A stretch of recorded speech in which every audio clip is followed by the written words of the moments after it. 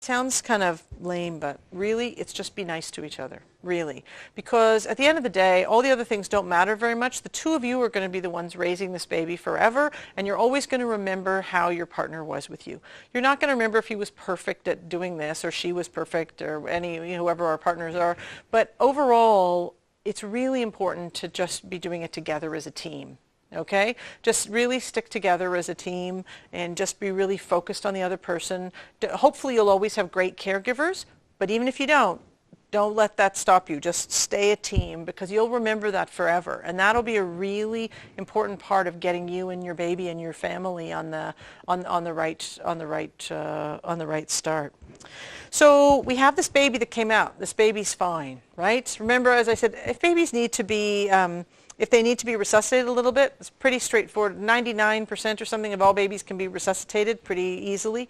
So they would take the baby to a little resuscitator. They would do those things, but it's pretty rare that you need that.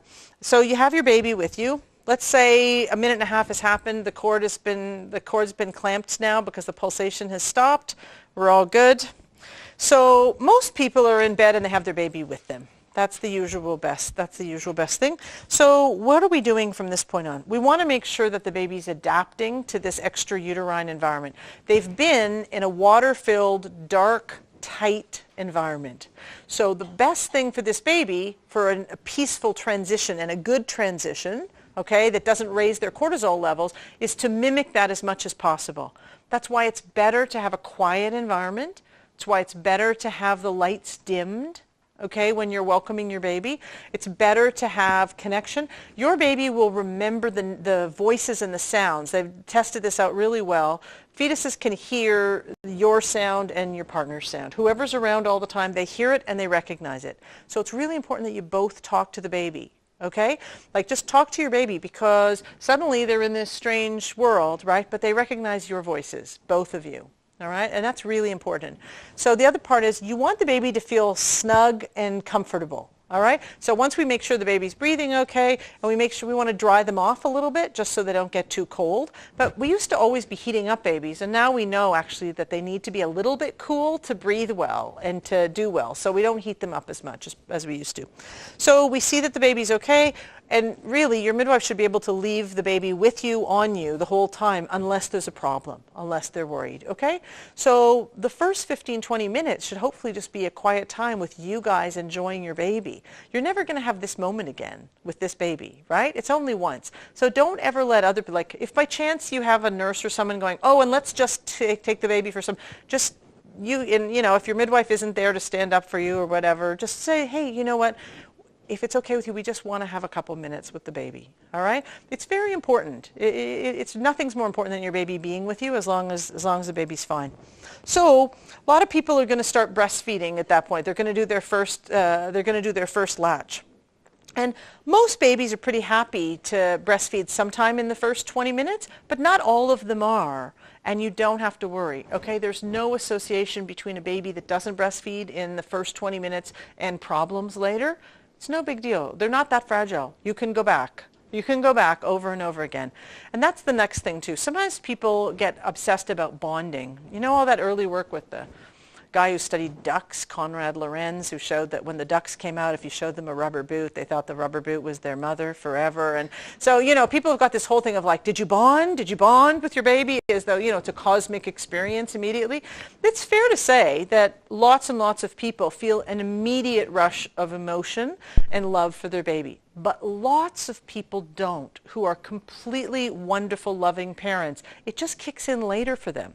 Lots of partners, for example, have been so concerned about their partner, like, that they're like, okay, the baby's out. Okay, phew, tick. Are you, they're really more worried, like, are you okay? And that's normal. That's fine. It doesn't mean that they're not going to be great with the baby. Same thing with some mothers, honestly, are like, the baby's there and they're like, actually, could you hold the baby?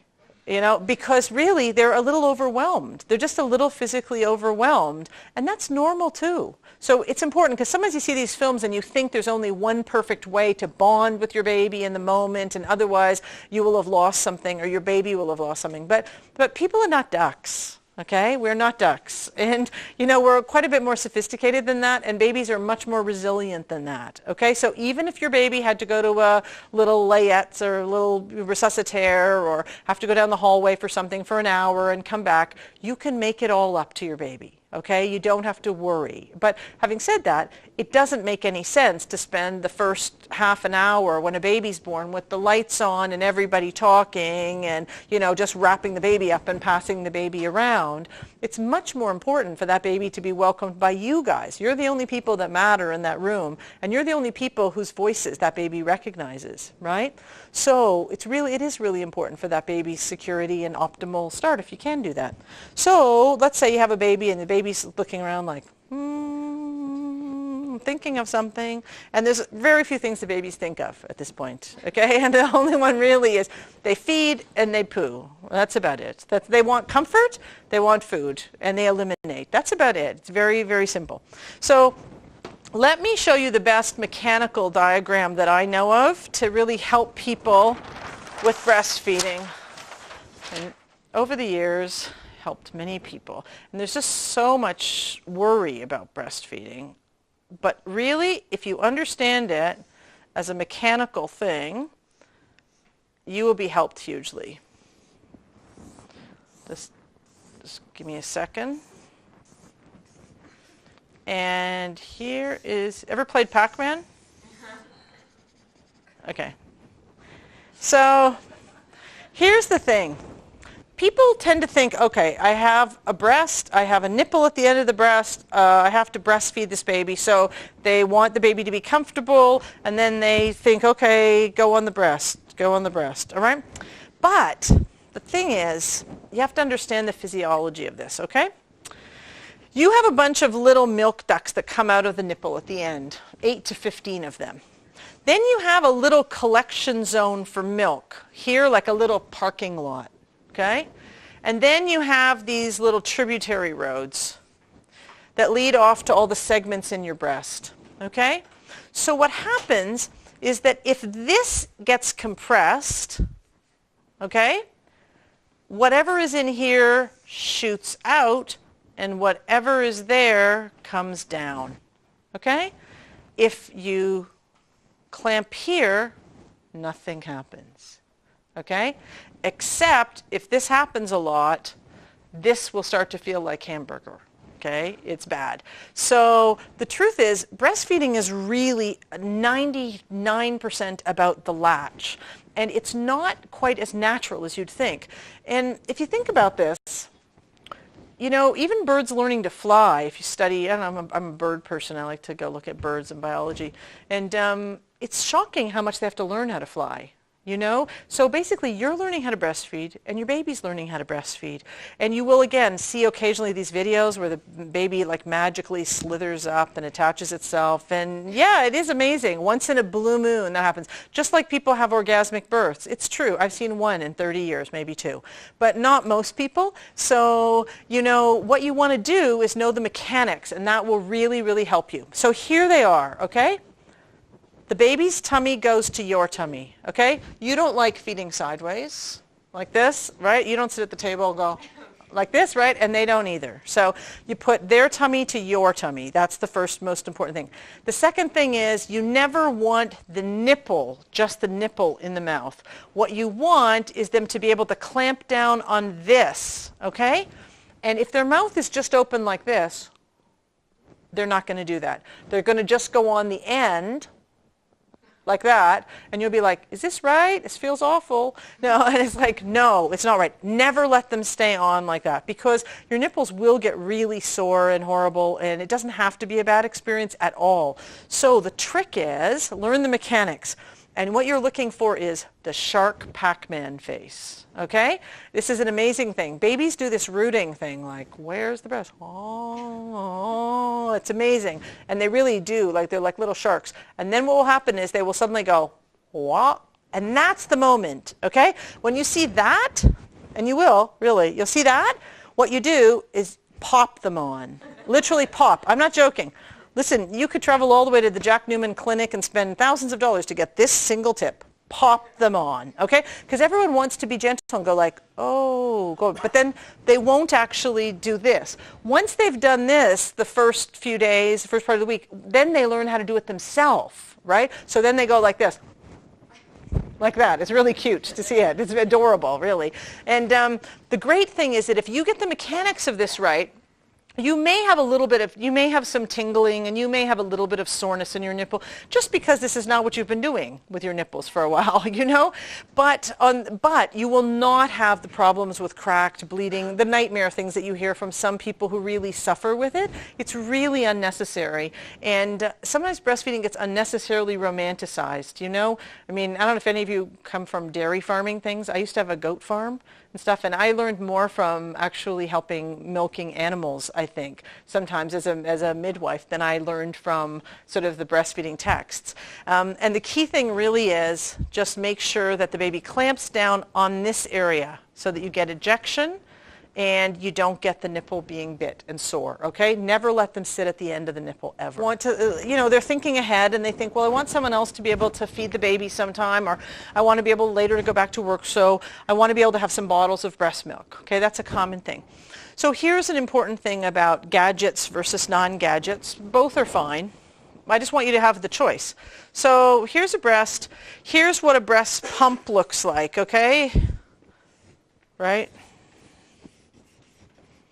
So, well, that was a bad looking breast there. Sorry, that wasn't so good. You know, you get the drift. So what you do with this kind of a breast pump is you put that little horn on, and then it goes, and then it pulls some milk out. But it's really important for you to know that if you want to, you can easily hand express milk at about 3 times the rate of any pump. It's very simple. You just have to think, you know how your baby compresses this? You have to do that with your thumb and forefinger. It's very, very simple. And it has the added advantage that you can be anytime, anywhere, and you're going to be able to easily just express some, maybe you're uncomfortable. You know, you go somewhere and your baby fed, but you're uncomfortable and you've got some, so you just go to a sink and you just go like this. It's very simple and very easy.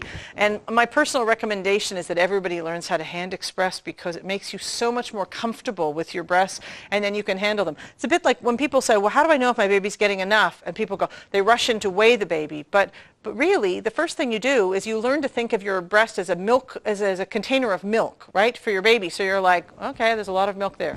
Not so much there, right? And then after the baby's fed, you go, oh, that one's empty. Do you see what I mean? Like, you develop a set of skills, and you don't have to go running to weigh the baby all the time to see if the baby got fed. I know the expressing helps when you're trying to breastfeed. Yes. Like, actually into their mouths while they're trying to. Yes, sometimes that's right. Yeah, sometimes.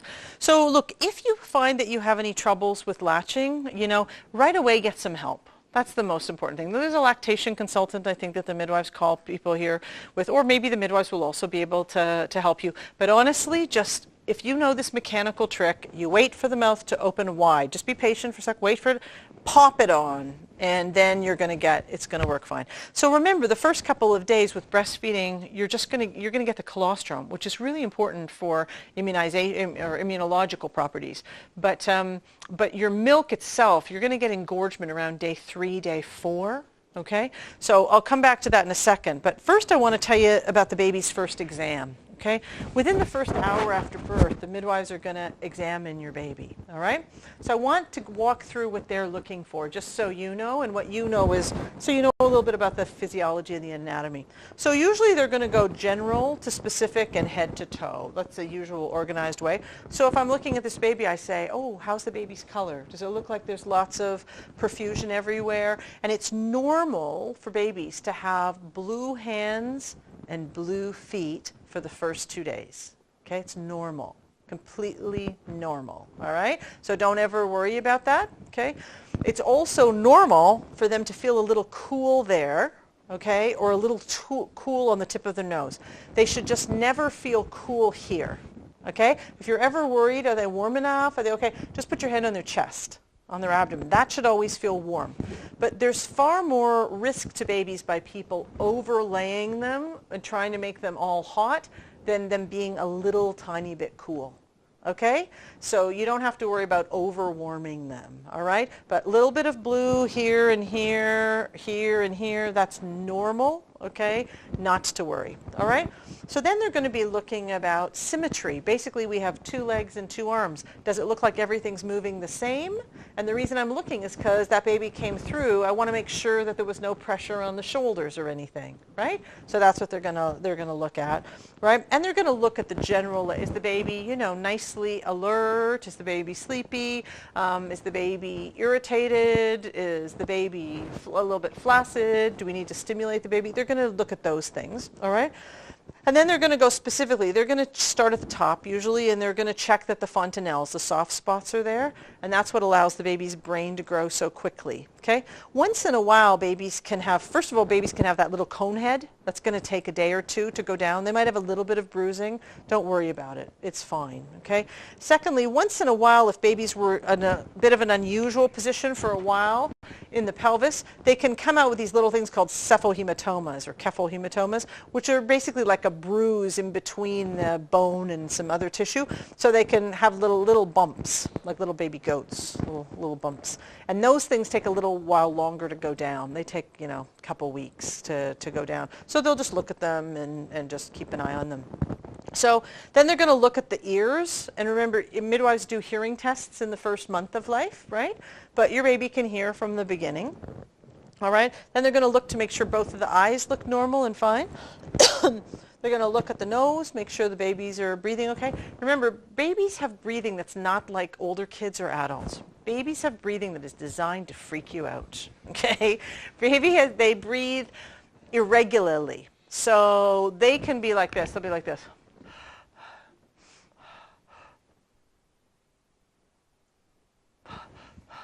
And meanwhile, you're like, what? So it's normal. It's really completely normal to have them go 8-10 seconds like that without breathing and then breathe normal. They're irregular breathers. It's normal. Okay? So don't expect them to just breathe, you know, regularly all the way through.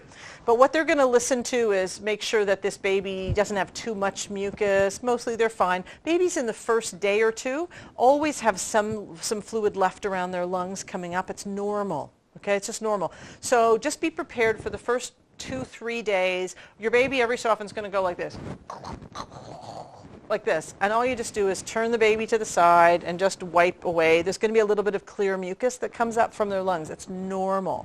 In the old days, people used to do this vigorous suctioning into babies, right, to try to clear all that so people wouldn't worry about it. But it was a terrible thing to do because it actually caused an abnormality in the trachea and in other parts of the throat and the lungs, and it caused problems for babies. So now you don't ever do that, but it does mean that you're going to have a little bit of stuff coming up, and babies are fine with it. But just turn them on their side and just wipe it away. Expect that for the first few days. Some bubbly mucus. It's common, okay? So, and the other thing to remember is babies have a little flap on the top of their stomach, and if you've had heartburn in your pregnancy, you know what it's like to have that flap not work very well.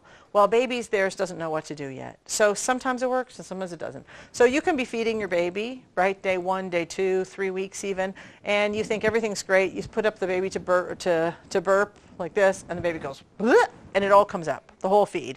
And it's nothing wrong. It just means that the little flap on the stomach was down at the wrong time, so the feed just went on the top of it, and now it's coming back up. Okay, they're just like, have you ever had dogs or cats that barf really easily? Babies are a lot like that. They're not bothered. You're bothered by them barfing, but they're not bothered at all. Like they're like, oh, wrong spot. I'll do it again. Okay, they're fine about it. So basically they go, so they've seen the eyes. Remember, eyes can cross in the first month of life. They can go like this, and it's nothing. Okay, it's normal, completely normal, right? And they can see, people tend to think they can see about this far clearly, more or less clearly. I mean, people don't, the evidence is not that clear. Maybe we'll find out in 10 years that they could see better than we thought. But right now, I think the theory is they can see about this close. They tend to respond from the very beginning to loving faces better than harsh faces.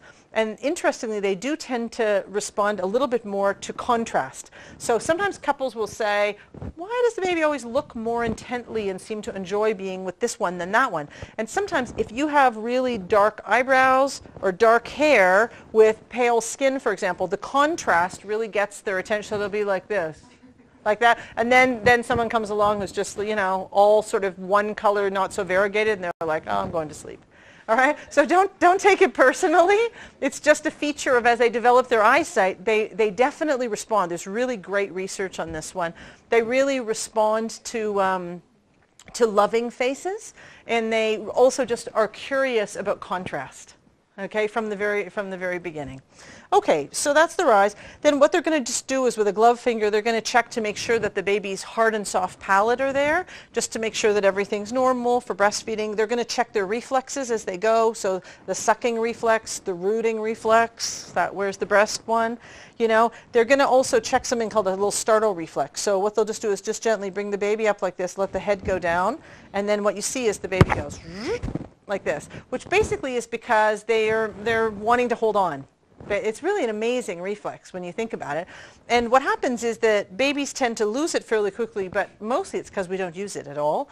And there's some evidence that babies would hold on to these quite a bit more if we gave them, you know, reason to use them. There's a little walking reflex. It's the same thing, more or less, which is if you do, it's a little party trick with babies, basically. You put their little feet here and they go bum, bum, bum, bum, bum. It's a walking reflex. And again, it's gone usually within a few weeks. But I'm sure, to be honest, if we basically hung out with our babies playing with them more, they probably keep doing it, right? It's because we extinguish them. That's part of the reason that they go. So then they're going to just check for the neurological system. They're just going to do a little trick with the feet and see the feet bend and do some things. But that's about it for those things. So they're going to look at the chest. They're going to make sure both sides of the chest look even. They're going to listen to the heart rate at these little 5 points all around the heart, right? Make sure it sounds good. Now, you got to remember, a baby coming out of the uterus now is breathing with air, has a whole different set of circulation than it had inside. It doesn't happen in 2 minutes. Okay? It often takes a day or a day and a half for that new circulation set up to be complete. So it's common for babies to have little levels of murmurs in the first day.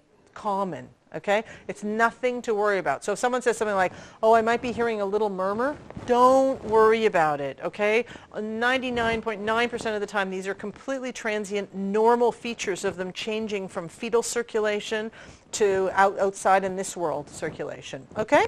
So then they listen at the back, they listen to the lungs, and they just want to make sure that the baby sounds nice and clear. Okay? Not wet and soggy, you know, and occasionally they might encourage babies to go wah a little bit if baby sounds a little bit soggy. Sometimes they just need to inflate their lungs a little bit more. Okay?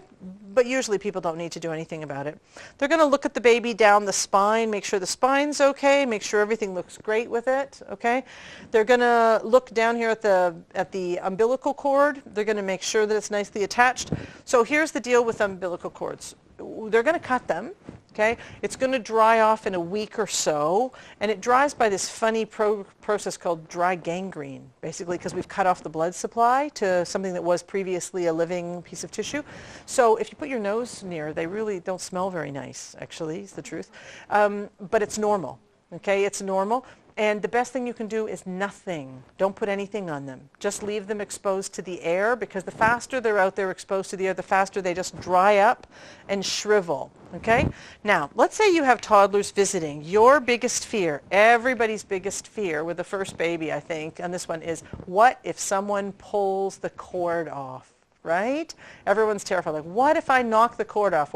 And here's the news. You know what will happen if you knock the cord off? Nothing. Nothing will happen. One of you will cry probably, but nothing will happen. Well, you may have maybe a few drops of blood or something, but all you just do is take a little piece of cotton or something, just put some pressure. It's very quickly, this system is extinguished, and this is not, you are not going to suddenly be causing any big problems. Everybody who's got toddlers, honestly, at some point toddlers go like that. You don't want them to do it, and the baby will cry because they're not happy with it, but nothing terrible will happen to the baby. If you see a little bit of bleeding, just put pressure on it, okay? And nothing's gonna happen. They're gonna be fine, okay? So with the cord, when you have a diaper on your baby, fold the diaper down so that the cord is exposed, okay? So I'll just show you with this one. Some people, we don't have any cloth diapers here. Some people use cloth diaper services, but I think most people are using some form of disposable. So basically the trick is, okay, this is an umbilical cord, right? So I'm going to fold this down here, right? So that when I do the diaper, whoops, I just read. it's going to go there, right? And it's going to go there, all right? So this stays exposed, and that way it just dries off faster. Okay, so let's carry on with the baby exam. We've gone through the heart, the lungs, the spine, all the reflexes. So now we're going to go down and look at the little genitals, okay? So people are going to look at genitals for males and females, and in the case of babies with breech births, okay, they're always swollen. If you have a vaginal breech birth, they're always terribly swollen. They will be fine within about 4 to 5 days, okay? So if you have a vaginal breech birth, just expect that the genitals will be very swollen, and they will be fine. They'll go down in 4 to 5 days. But most people are just surprised that the genitals on babies tend to look a little bit puffy. They tend, and that's just normal, and it's because initially, it's basically related to hormones. That's what it is. And so what you're going to see is, you're going to see a penis with testes, and people are going to check if the testes are descended. Okay, so they're going to just palpate to see if they're down in the little sac, 1, 2, and if they're not, it can be completely normal for it to take a year, but everybody worries about it, so they'll do some kind of a consultation to make sure if there's an undescended testes that it comes down in time, so you don't have to worry about it. People will catch that. Now, you should know that the little girls are going to possibly often have something called pseudomenses, which is some blood in their diaper in the first few days, okay? It's nothing. It's just because it's a withdrawal. Basically, they've been on all these hormones that came through your placenta. Now they're out in the world and they don't have that, right? So what you're going to see is that you're going to get some withdrawal bleeding, basically. Just a small amount of blood in their diaper. It's common, okay? It's nothing at all, normal. The second thing is that sometimes babies, particularly males, will tend to have little crystals, little like orangey pink crystals in their diaper for just over the first couple of days, all right? You shouldn't have this for any length of time beyond the first few days or any huge amounts, but you'll find little bits and it's fine. Don't worry about it, okay? So that's more or less the exam for the baby. Okay, that tells us everything that we need to know. And now your baby's needs are pretty simple. All you want is your baby should be spending as much time with you as possible. Your baby should be feeding as often as possible.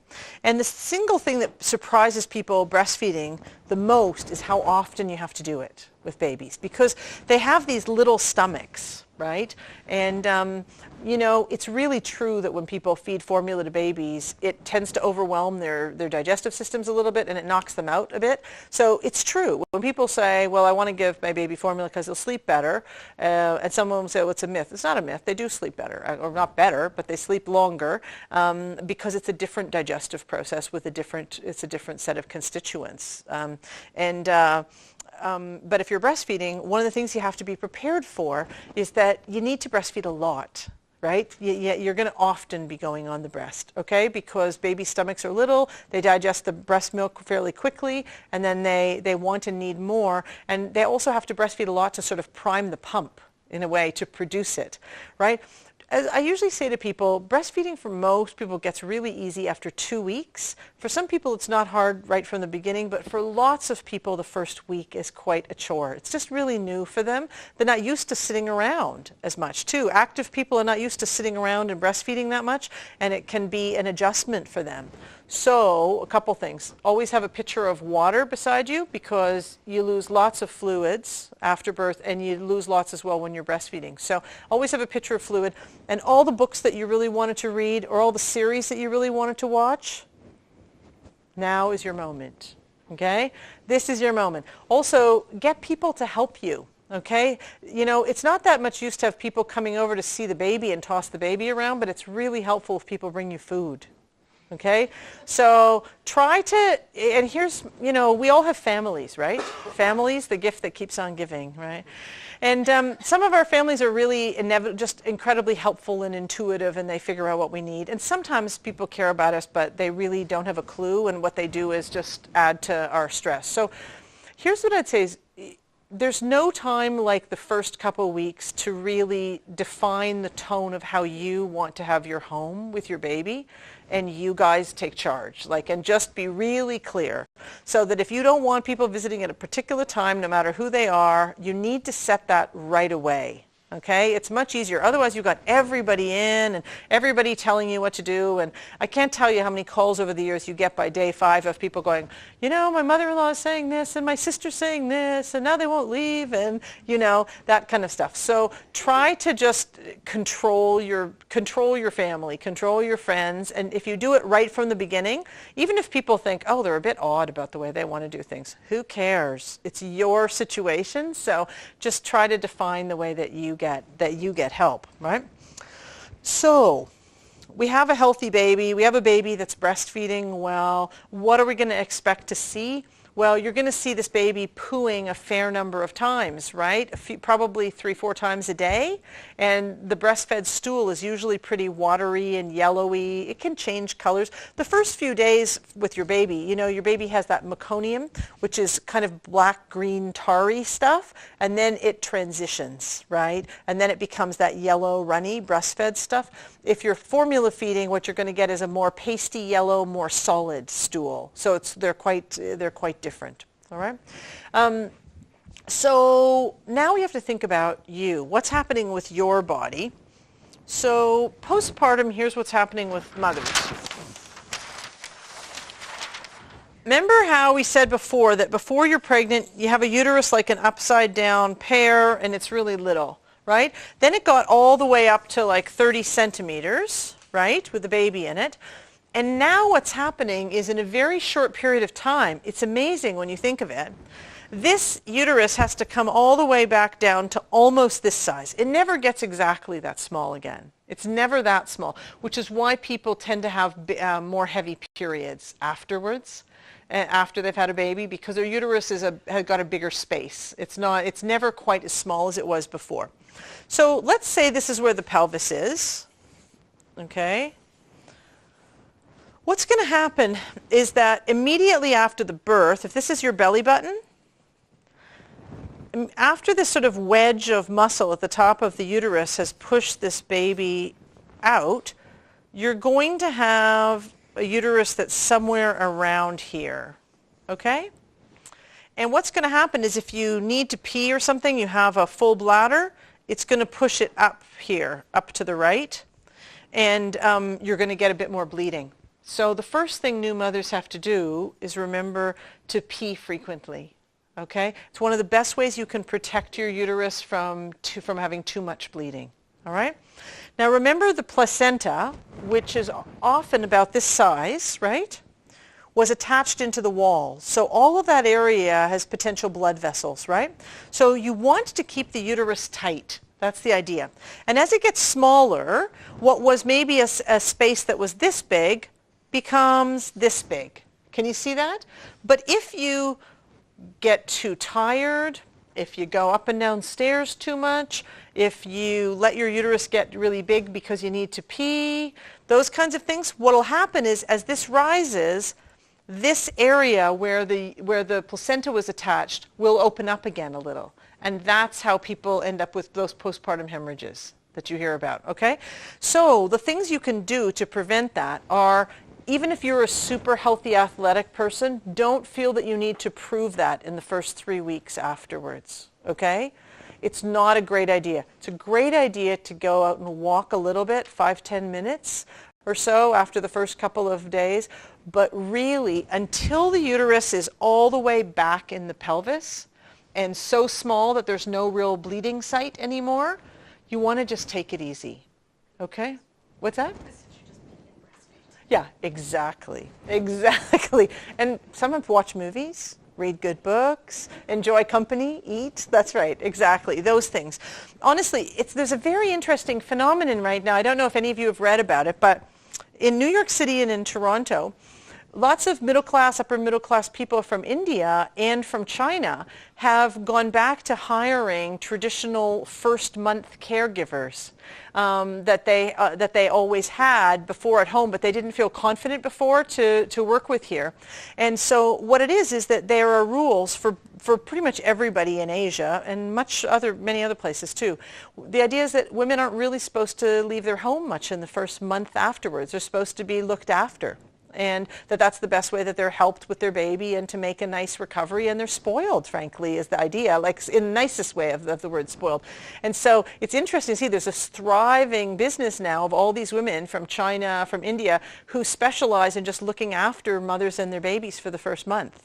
Afterwards, just like look after them, do the laundry, make sure they hang around in bed, and don't do too much, cook for them, all of that. And there's something good about that.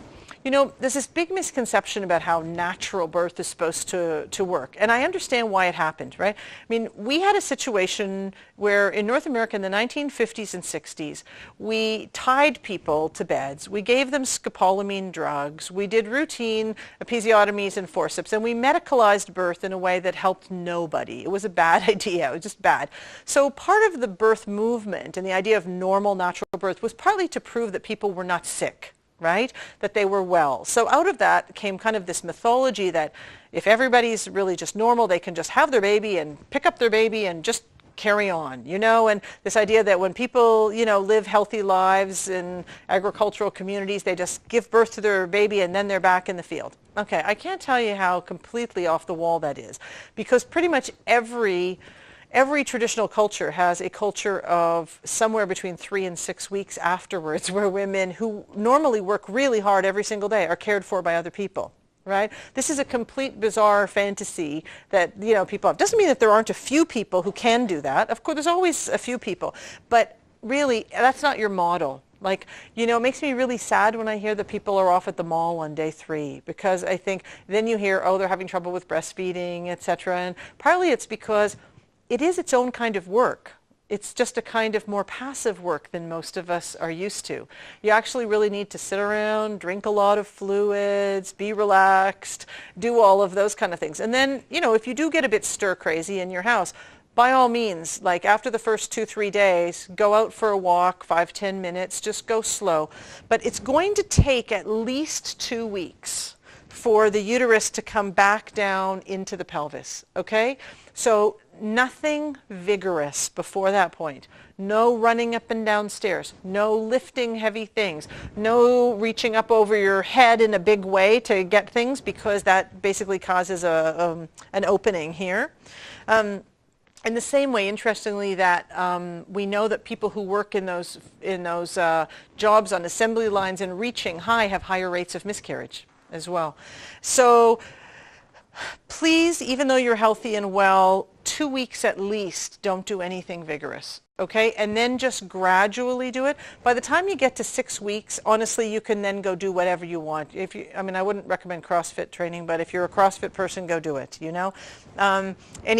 can pretty much do anything from 6 weeks, but don't do it before. Just don't do it for the first couple of weeks. And if you ever feel like your bleeding is increasing, put your baby on the breast. That's the first thing to do. Make sure you've peed, and put your baby on the breast. And then if it keeps going, obviously you're going to call your midwife if you were ever worried or you felt unwell, all right? So you're going to have bleeding that's like a heavy period plus clots for the first 2-3 days, and then after that it's going to start to turn more like brownish and then change colors, go a little bit pale, and it can kind of carry on in dribs and drabs for 2 to 3 weeks or so, and for people with C-sections sometimes another couple weeks later, but the heavy part of it is all in the first week, okay? And let's say you've been lying down. This happens to everybody. You've been lying down, you get up to go to the washroom at 6 in the morning or something, and suddenly you feel a little gush, right? And you think, oh my goodness, am I bleeding? What that is it's just collected, right? It's collected from you lying down, and now suddenly it's being released. So don't ever worry when that happens. Just make sure that after that initial gush and you go to the washroom, that it doesn't keep happening. That's it, okay? Always fluid load, so lots of healthy fluids when you're breastfeeding and in the postpartum, really important. Now, most people have hormonal withdrawal enough by the 3rd day, at least half of all women, that they feel pretty crappy around day 3-4, at least for some period of time. They feel emotionally labile. They feel they don't know why they're crying when they're changing a diaper. They have no idea why. Not a good day for big visitors. Don't go to a wedding on that day. Don't do anything that takes any real effort. Don't get into any fights. Don't do anything. Really, a lot of people get that, what they used to call baby blues, right? And it's a real phenomenon. It's not something to worry about, But what is something to worry about is if by week 2, 3, 4, you actually felt really down. If you felt really down and you couldn't go about your regular daily things, or you felt like you didn't care about things by 2, 3 weeks, then that would be then you know you want to be on your toes about issues around depression and postpartum depression. The other thing is 8% of women after they have a baby develop a thyroid abnormality, and thyroid abnormalities completely 100% mimic depression. Right? So if you feel bad by 2, 3 weeks and you just feel sluggish and bad, always ask to have your thyroid checked, because it's almost 1 in 10. It's a lot when you think about it, okay? So that's what's happening with you, all right? And I think I've made it pretty clear about what you want to do. Now, how about if we bring back with you and your baby, how many people have heard about attachment parenting? Yeah, lots of people. So here's the simplest thing. You know, there's a lot of good work in psychology that suggests that the way we connect with our babies has long-term effects, and that we should do a good job connecting with them and help them to develop their own self-soothing, but in a way where they always have us. The one thing I would say about attachment parenting is sometimes people have an interpretation of it that can be a bit harmful for them and their babies, which is they think it's just them, okay? Nobody else. And here's what happens. Babies get habituated to any environment. So if a baby spends all their time in a sling on just one person's chest, and they only get used to that heart rate, they only get used to that smell, they only get used to that voice, they will be stressed out of their little brains when you give them to somebody else. Okay, so I think it's really important to understand that babies can attach early on to a number of people. And particularly, you know, if there's a couple of you, you should definitely take turns. So you don't want to have a baby that gets habituated to only being able to be comforted by one person. And you can definitely create that if you just constantly leave the baby on one person. So make sure that the baby's always, you know, often held and handled, but also put down on their tummy while watched on a towel or so, to get their exercise. Little baby massage. If you haven't taken a baby massage class, you can see lots of them on the internet. Fabulous. Great evidence that baby massage helps babies to develop better physically, mentally, all kinds of things. Very easy and fun to do, baby massage. And definitely have your baby held a lot by your partner and the other people who you want to be close to your baby. Okay, so don't just have the baby just with one person all the time, or you will get a baby that is like this because they haven't learned to habituate to anything else. So handling babies, as someone alluded to, we tend to deal with babies far too tentatively, and then they get nervous and they don't do as well. So basically what you want to do is first be comfortable burping a baby. It's really easy to hold them all like this. You put a finger under here, a thumb under here, and then you just hold them like that, okay? So if you hold them, you can have them sit on your hand like this. You can have them sit on your lap like that. And then when you go to burp them, some people just go like this. Some babies will burp that way. But generally, if you start lower and tap and then go up, tap and then go up, you're much more likely to move bubbles up them if you go like that, right, than if you just go like that, all right? So burping, babies are really different. Some babies will give you very satisfying big burps, and other babies just don't very much. As long as they're not gassy and they're not bothered, don't worry about it, okay?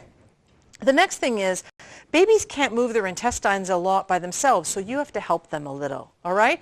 And they will be less likely to be grumpy or gassy if you regularly compress their little knees up to their chest like those yoga. How many people go to yoga classes and do those wind relieving poses? So don't just go like this with the leg, because that doesn't do much. You want to press them in like this. Okay, like press them in, press them in, press them in, and they really like it actually. So, and also twist them a little, twist them a little, twist them a little. They like it, and it helps them to move everything through their intestines, so they're happier. Now, I'm going to give you a little tip that will help you save hundreds of dollars in diapers. Okay, so when you know that your baby's pooed, you think to yourself, oh, I better change the diaper. Okay, so you go, okay, there's some poo on it. So you go to change it. Then you put the baby in, and then you hear them go, and you go, oh, again. So then you go and you change the diaper again, right? And then 10 minutes later, and you go, oh my God, there's 3 diapers, just like that, right? Plus the baby gets a little irritated because you're constantly going, putting them down, changing the diaper. So here's the trick. okay? You think your baby has pooed. So basically you go, you have the baby like this. Don't rush to put the diaper on, okay? If you have any kind of a little washcloth, anything, just put it in a little bit of tepid water, okay? And these babies don't have genitals, but every baby, whether they're a boy or girl, has a little area, a perineum, okay? That perineum is the spot between the anus at the back and the genitals up further, okay? That little zone, okay? And what happens is if your baby's pooed a little bit, so then just play around a little bit. Do the compression knees, talk to your baby, twist them a little bit. And then what you just do is with this tepid, wet thing, just gently but firmly just push down on the perineum a little bit, okay? And just in like that. And you know what will happen? They will happily go whammo, poo, and they'll be so happy. They're like, thank you. They feel so much better. They really, because otherwise it took them an hour to go like this. So they're so happy. Okay, there's no risk to this. There's nothing bad, right? So you put the pressure on like that, then you do the little leg exercises. They bang, they poo like that. Now they've got a complete poo pretty much, and there you go. Put the diaper on. Okay, that will save you tons of diapers, but most importantly, your baby will be much happier because they don't like it. Would you like it if you went and you had half a poo and then you had to still hang around? You know, it's not nice. So it will definitely help them. This was another thing that I saw with traditional midwives and parents. I was so surprised to see them all doing these like exercises and pushing on the thing because they were carrying their babies on their backs all day, right? And they said, oh, I don't want them to be grumpy on my back, and besides, I don't want them pooing down my back either, right? So there's that. So the next big thing usually is bathing, right? And really the best advice is in the first week particularly minimally bath your baby, minimally, because you know they've got protective oils on their skin. You want to clean them up a little, but it's not like they've been out, you know, playing soccer and they have dirty clothes or something, right? You don't need to be bathing them in any huge way, but you want to feel confident in washing them. And they all get little milk running down their neck, so they have little stinky milk down their thing. So what you want to just do is just get one of these little napkin things or little, you know, washcloth things, something that you like. And you just want a little bit of warm water and just do it like this. Pediatricians will tell you that the number one cause of children's skin conditions is people using products on their skin. So everyone wants to know what's the best product. I mean, go ahead, get a product. But the truth is they don't need a product. They just need this. They just need some warm water on their skin. And that's what's the best for their skin, is a little bit of warm water on their skin, and that's it, okay? But so when you decide you want to bath your baby, one of the nicest things is actually just put your baby in the bathtub with you. You know, you want to make sure it's not too hot. Obviously, you don't have a little lobster baby, but you take your baby in the water with you, and they just love it. They swim around. You know, you hold them. They're just so happy. It's a really, you hold their heads like this, and they're fine. And even if people are afraid of something terrible happening to their baby, but even if you slip a little and they get a bit of water, they're fine. You know, they're built to go like that. And babies have great alarm systems. You know, they let you know. So I would say just wash these areas and wash the diaper area, and then put your baby in the bathtub with you. All right? And then you're going to really enjoy it. But if you really want to do the ritual bathing, nothing wrong with that. So you have a little bath, right? You warm the water so it's just comfortably. And the way you test everything for your baby is here. Right? If it feels okay here, it's okay for them. Never here, never anywhere else, right here. If it feels okay here, it's good for them. So basically what you want to do is you put them in, and usually they're slanted now, those little tubs anyway, or you just hold their little head, and then you just go top to toe, basically. The key thing is, because they can get kind of goopy eyes, when you wash an eye and you put a little cotton pledge or something on it, just go out like that, right? Don't put the eyes over here. Right? Like, don't go over one eye to the other, because if they have a bit of a little eye infection, then it'll cross over. So you want to do that. The other obvious thing is when you're changing their diaper, you kind of want to, as much as possible, not have the poo go up into the urethra. Right? So if you can help that, you want to be able to have it go from the pee part down the other way. Okay? And here's another little tip. Imagine there's a penis here. When you put a diaper on a boy baby, always take a minute to put his little penis down. Okay, because otherwise poor guy's going to pee all over his face all the time, and they get upset. They just hate that because they pee and then they wake themselves up and they get upset. Poor little things. So just always make sure when you're changing their diaper you put the penis down, right, and then they'll be more comfortable. So right away you're going to start doing Kegel exercises literally within hours of the birth. Okay, and at first you won't feel too much, but then afterwards you'll feel more and more. So just while you're sitting around, just do them all the time. Okay, because then you'll get your pelvic floor back. Really, you really will get your pelvic floor back, and it feels so much better.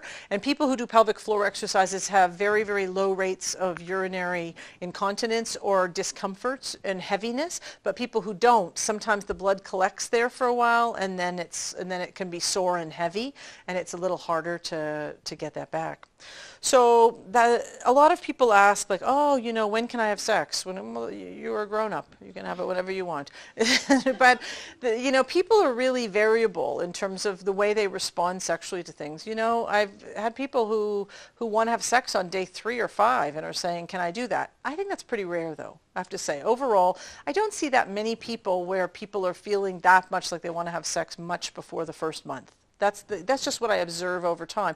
And it has a lot to do with how long the labor was, whether the person had stitches, how tired both people are, if everything's smooth with the baby or not. But the key thing just to remember is particularly if you're breastfeeding, most people breastfeeding tend not to have natural lubrication. So the key thing is just the first few times at least you have sex, just make sure that you've bought some kind of lubrication. Some people like to use natural stuff like coconut oil, for example, and that's fine too. Just don't use it with a condom. That's the only problem. But otherwise, just use a water-based lubricant. And just remember that even if you are fully breastfeeding, even though it's unlikely, you still could get pregnant. Okay, you could still get pregnant. It happens. I can tell you, it's funny, my brother is a doctor who just recently had his first, second, and third children, each one something like 9 months and a week apart, and or something like that. And they fully breastfeed, and they were both convinced that it would be impossible for them to get pregnant that fast. And each time, I mean, literally, we're talking in the first month postpartum, they got pregnant, or she got pregnant. But so it does happen. It doesn't happen that often, but it happens enough. So just make sure for you, it's not optimal to get pregnant right away. Even if you're planning to have kids super close together, it's best to have at least a few months in between for your uterus to be able to get back down and do that. Really, the only thing with sex, I'd say, is just make sure that you use a water-based lubricant. And the other thing to understand is because of the processes in birth, you may have temporarily, at least, some different nerve sensations. And that's normal. So just go slow. Don't worry about it. Usually by 2 months, everything feels pretty normal for most people. But by 6 weeks, a lot of people are still not feeling themselves, But by 2 months, most people are. All right? I'm thinking anything else. What was it? I think those are most of the things I wanted to show you. Oh, swaddling. Swaddling babies is something that helps some babies a lot. And other babies don't take to it as well, but it's good to know how to do it. So basically, because babies were in the uterus and the uterus was really tight and snug, so some babies, what you want to do is you place them like this on a blanket. You put a hand firmly on their little chest, okay? You can either do the one that's over their head, or I'm just going to do the one over their body. So you snugly, okay, bring it over this way, right? And then you snugly bring it over this way, right? They're like little prisoners at Alcatraz. And then you just have them like that. Some babies, especially that have been in a uterus that was really snug, and don't remember how I said earlier, some people have a lot of amniotic fluid, some people don't have as much amniotic fluid. People who don't have a lot of amniotic fluid and have thick muscular walls tend to have babies that come out wanting to be swaddled, because it's been their environment. That's just what it is. So for the first few months, they get happier when you do this to them. Other babies that have been like this, you know, in the uterus are very much less likely to, you know, to like it. Because usually they like to replicate it. And the best evidence is with twins, because sometimes you find if twins are upset, all you have to do in the first 3 months, I've seen this over and over again, is you put them in the same position that they were in the uterus together, and they're quiet. So we know, and there's you don't have to take my word for it, lots of great researchers have established that babies like to recreate for the first few months what they experience. So the more you can do that, the calmer and happier they will be. So you just have to think like a detective a little bit and go, oh, what's working? If this doesn't work, then try the other, you know, try the other approach. Okay. First babies I'm watching. I think we're done.